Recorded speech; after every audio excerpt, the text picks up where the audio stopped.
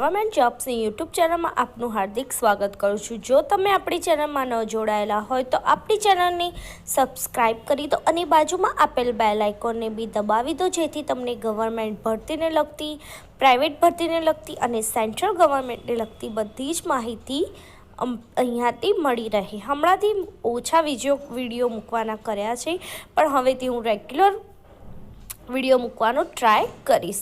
તો તમે જોઈ શકો છો કે પોલીસ ભરતીની 12,000થી પણ વધારે ભરતી આવવાની હતી, તેની રાહ બધા જ વિદ્યાર્થી મિત્રો જે પોલીસ ભરતીમાં ભાગ લેવા માંગે છે તે જોઈ રહ્યા હતા।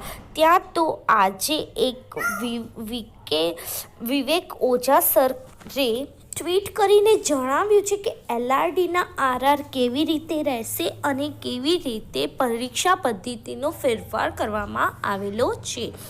તો હવે કરજો દિલથી નોકરી।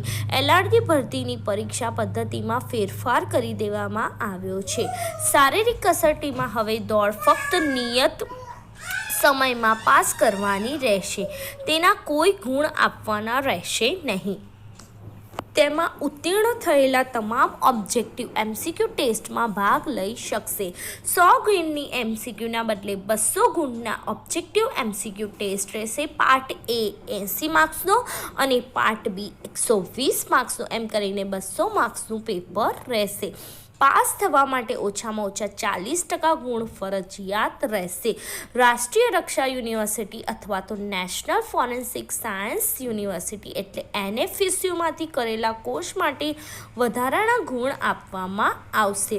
જો તમને આપણો આ વિડીયો LRD ભરતીને લગતો ગમ્યો હોય તો જરૂરથી લાઈક કરવાનું ભૂલતા નહીં। Thank you.